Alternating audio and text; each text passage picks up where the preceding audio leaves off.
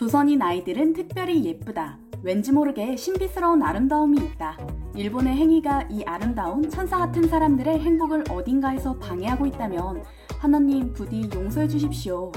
아카사와 다쿠미 1922년. 일제강점기 너무나도 조선을 사랑해 조선인이 되고 싶어 했던 일본인들이 있습니다. 한 명은 한국의 백자에 반해 전국을 떠돌며 백자를 조사하고 지키는 데 나섰고, 다른 한 명은 조선 곳곳에 민둥산에 나무를 심었죠. 유언조차 조선의 옷을 입혀 조선식으로 장례를 치르고 조선에 묻어달라고 남긴 이 일본인들은 놀랍게도 형제였습니다. 조선 총독부 자료에 따르면 1910년 조선에 거주하던 일본인은 약 17만 명에서 1914년에는 29만 명 정도였습니다. 당시 꽤 많은 일본인들이 조선으로 이주했다는 사실을 알 수 있는데요. 일본 야마시나현 출신의 미술 선생님이던 아사카와 노리다카도 30살이 되던 해에 조선 근무를 지원해 경성 소학교에 부임하게 됩니다. 평소에 고려청자의 아름다움에 매혹되었던 그는 우연히 한 골동품 가게 진열장에 놓인 하얀 백자 항아리를 발견하게 됩니다. 그리고 그 즉시 누구도 주목하지 않았던 조선 백자의 미에 사로잡히게 됐죠. 훗날 그는 자신의 저서에 고려청자는 과거의 차가운 아름다움이지만 이 백자는 현재의 내 피와 통하는 살아있는 벗이다 라고 적으며 깊은 애정을 드러냈는데요. 그때부터 노리다카는 백자의 흔적을 끈질기게 추적하기 시작합니다. 조선 방방 곳곳에 700여 곳에 이르는 가마터를 돌아다니며 관련 유물과 자료를 수집한 세월만 30여 년. 그는 부상 가마와 다이슈가마, 조선의 도자기, 도기전집 17, 조선시대 백자, 청화, 철화와 같은 수많은 저서를 남겼는데요. 500년에 걸친 조선시대 도자기의 방대한 역사를 정리한 최초의 인물로 손꼽힙니다. 그의 노력은 그저 생활 용기로만 인식되던 백자의 아름다움이 전 세계에 드러난 계기로 피어나기도 했고요. 물론 조선의 미술공예의 가치를 최초로 인정한 것은 노리다카가 아니라 당연히 조선 사람이었습니다. 김정희, 오경석, 민영익, 오세창, 김용진 등의 수준 높은 감식가들이 조선의 미의식에 대해 정의를 내렸고 그 가치를 주장해왔으니까요. 다만 일본인이었던 노리다카는 외국인으로서는 최초로 백자의 아름다움에 눈을 떴고 치열하게 연구한 사료를 펴낸 이었다는 점이 주목할 만한 부분인 거죠. 또한 일본이 조선의 문화재를 어떻게 약탈했는지, 이런 도자기들이 전 세계로 어떤 방식으로 유출되었는지도 기록했고요. 노리다카는 도자기뿐만 아니라 조선의 문화와 다른 예술 분야에도 깊은 관심을 갖고 존중의 시선으로 대했습니다. 예를 들면 신윤복을 가리켜 조선의 자연관찰에서 탄생한 그림으로 중국의 모방이 아니라 전적으로 조선의 감각을 그려냈다는 점에서 전무후무한 조선의 독보적 풍속화가라고 생각한다라고 평가했는데요. 당시 조선의 예술은 중국 예술의 모방에 불과하다고 보는 사람이 많았던 시기였다는 점을 고려해 볼 때 노리다카의 깊은 식견과 조선에 대한 이해를 살펴볼 수 있죠. 또한 대부분의 이주 일본인들이 살았던 일본식 거리가 아닌 조선식 가옥에 살며 바지 저고리를 입고 돌아다녔던 특이한 일본인이기도 했습니다. 그리 잘하지는 못했지만 조선 사람과 조선말로 이야기하기도 했고요.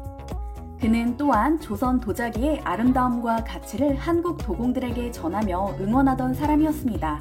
평생 고려청자를 연구하고 제작한 도예가 지순탁 씨는 고려청자의 전통을 되살릴 결심을 한 계기를 묻는 질문에 1928년 골동품점에서 우연히 만난 노리다카 때문이었다고 답했습니다.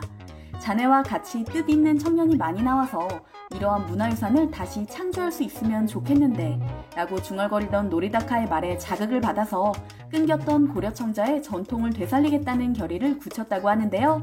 10년 동안 노리다카와 함께 약 30군데의 가마터를 조사해서 고려청자를 재현할 수 있는 방법을 연구해 결국 성공했다고 합니다. 그리고 1944년 가을 지순탁 씨가 처음으로 구운 청자 향로를 20엔에 사주며 격려한 것도 노리다카였다고 하고요. 수많은 일본인들이 조선인을 핍박하고 조선에서 무엇이든 갈취하려 혈안이 되어 있던 일제강점기에 이런 일본인이 있었다는 사실은 약간의 위안이 됩니다. 그리고 그의 영향을 받아 조선을 존중한 일본인들이 있었다는 것도 가슴에 와닿고요.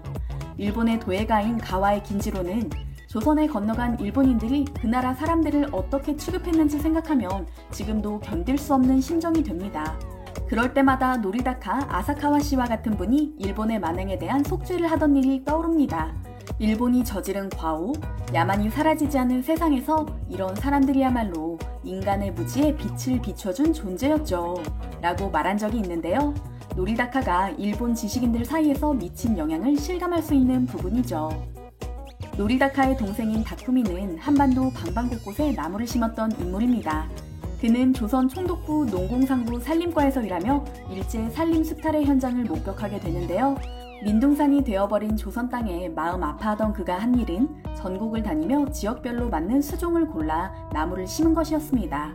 현재 한국의 인공림은 약 30%는 다쿠미가 공을 들인 결과라는 보고서도 있을 정도인데요. 다쿠미의 한국 사랑은 형인 노리다카보다 지극해서 청량리 근처 온돌방에 새들어 살며 한복 차림으로 조선인과 같은 것을 먹고 마시며 완전히 조선인처럼 살았다고 합니다. 다쿠미는 특히 아이들을 아끼고 사랑해서 형편이 어려운 아이들이 공부를 할 수 있도록 금전적 도움을 준 일도 많았다고 하는데요. 또한 조선 공예를 좋아해 밥상과 식기 등에 관한 저서, 조선의 소반과 조선 도자 명고 등을 펴내기도 했습니다. 이 책에 조선의 소반은 순박하고 단정한 자태를 지니고 있으면서도 우리 일상생활에서 친숙하게 봉사한다. 세월과 더불어 우아한 멋을 더해가는 조선 소반이야말로 올바른 공예의 표본이라 해야 할 것이다 라고 썼죠.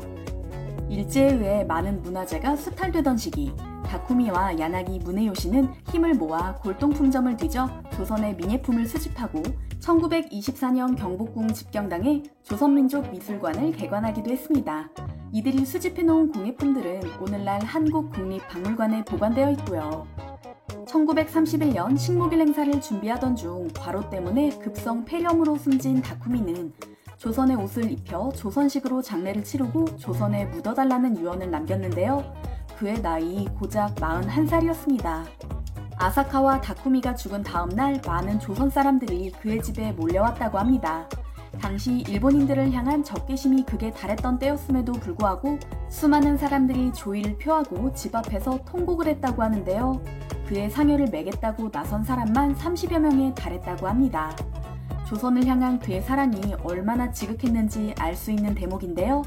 다쿠미의 유언대로 조선 옷을 입혀 입관을 했고 그가 살던 이문동 뒷산에 묻었다고 하죠. 장이 행렬을 지나는 청량리 일대에 인파들이 몰려와 길이 막힐 정도였다고 합니다. 그리고 1942년 망우리 공동묘지에 옮겨진 그의 묘를 옛 동료인 한국임업시험장 직원들이 다시 단장에 공덕비를 세웠다고 하는데요. 묘비에는 한국의 산과 민예를 사랑하고 한국인의 마음속에 살다간 일본인, 여기 한국의 흙이 되다라는 문구와 함께 그가 마음 깊이 사랑했던 한국의 도자기가 새겨져 있습니다. 창씨 개명을 강요하고 우리말 사용을 금지시켰으며 조선 말살 정책을 펼치던 일본인들이 가득하던 시기에 이런 일본인들이 있었다는 사실을 알고 나니 감회가 새롭습니다. 조선의 정신과 문화를 지키고자 평생 노력했던 일본인 형제.